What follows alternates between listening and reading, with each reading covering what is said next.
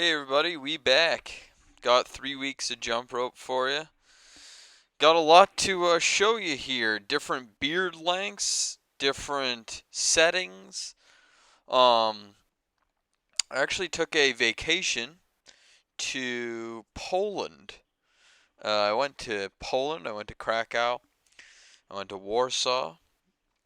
And places around those cities, and had myself actually a great time.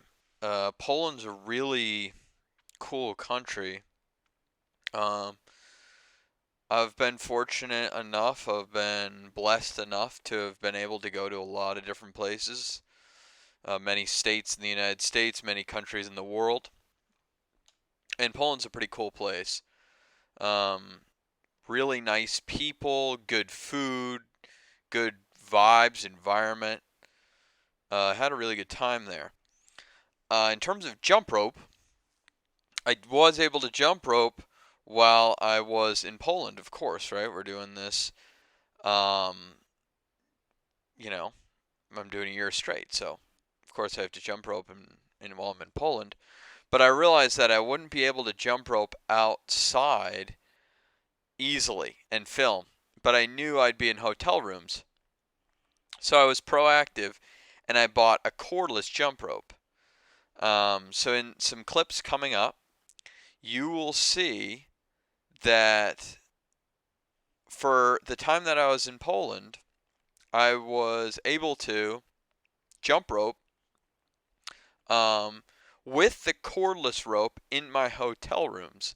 Now, obviously, this isn't great footage, but I was able to shoot some of it, include it in this video, and basically 10 minutes every day, I bounced up and down with these. It basically it's a jump rope with maybe like a foot of cord and a small weight on the end.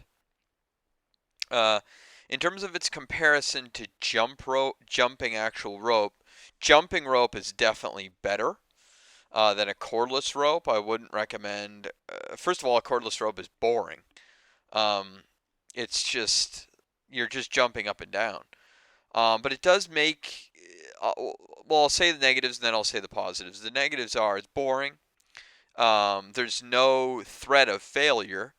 So it's harder to stay as mentally engaged in what you're doing because there's no chance that you trip up on the rope because there's no rope. So there's that. Um, in terms of positives, it makes you think about your footwork because usually when you're jumping, or at least when I'm jumping rope these days, um, my footwork does what it's going to do. I don't have to think so much about what's going on with my feet. If I miss a skip, I don't want to say it's something intentionally different that I did to miss that skip, or usually with my feet or with my hands. There's no even if I'm going really fast, even if I'm varying up my steps, there's a very low chance I'm going to miss a skip unless what I mean is I'm not going to be caught by surprise. Like if I'm doing some different routine for my feet and I miss, okay, if I let my hands drift upward and I miss a skip, it's like, oh, I can easily diagnose it. I'm not caught by surprise. But so I don't think about my footwork too much. So that was really strange with um not having a rope. I really had to think about my feet.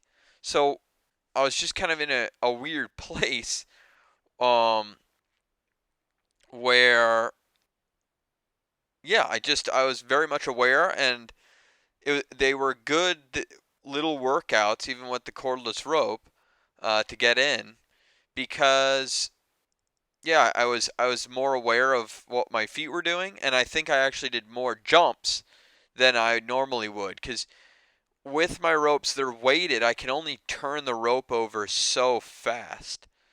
Um, Now obviously I could turn it into a hit workout where I'm going really fast and as hard as I can, but I'm doing it for 10 minutes, so I might work in 10 seconds of really fast skipping, or something like that. But usually I don't do that kind of.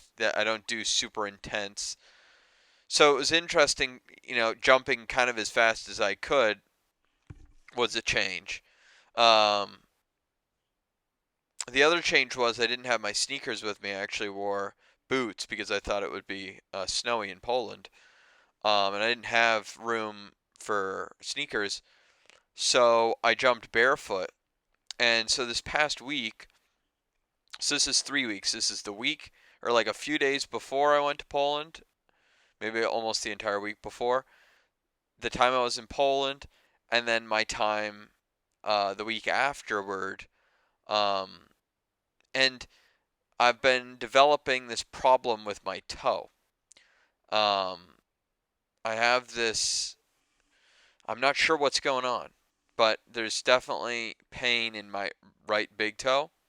I've had pain in that toe off and on for a while now, maybe 6, 8 months.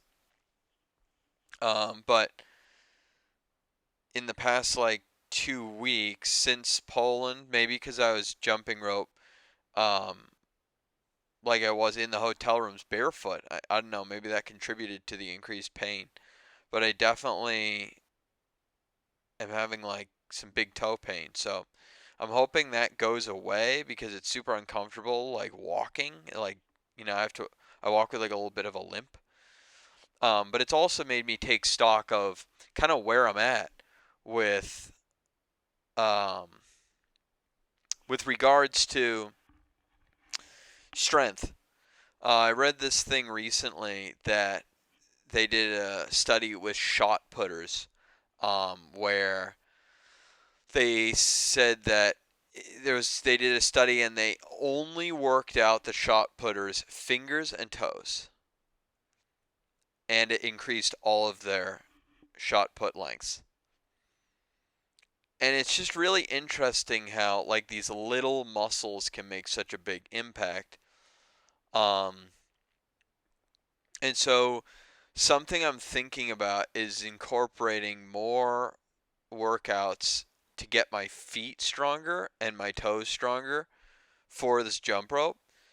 Because at this point, it's taken a while to get here, but I feel like in terms of knees, ankles, Achilles, hips, my joints, and then my like my big muscles like hamstrings, quads, glutes, and then obviously upper body, everything's now accustomed to jump rope.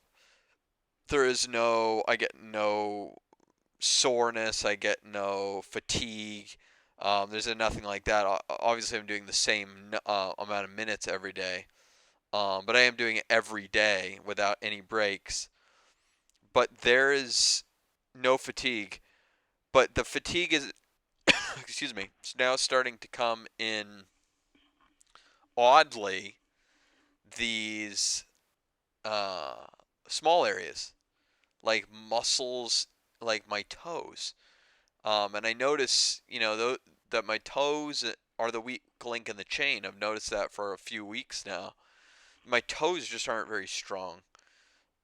So I'm not sure what you do to strengthen that. I'm gonna have to do research. But it's something I realized today that needs to be done. Obviously being involved in arm wrestling, I know the importance that small muscles can have on your strength. That a pronator, a small kind of invisible muscle in your forearm, can have such a huge impact on arm wrestling, and how important finger strength is, and how important wrist strength is. These things that you can't even really see, muscles you can't see, certain joints and stuff. How important that is. So I don't know. I think I'm gonna start trying to work on strength of my feet and of my toes so that I can adequately jump better, healthier, longer, and harder. Um, and yeah, I'm definitely on the back nine of this jump rope, adventure. And I'm gonna keep you guys updated. I got another vacation coming up, So that'll be interesting as well because I won't be going alone. So I might have somebody filming me.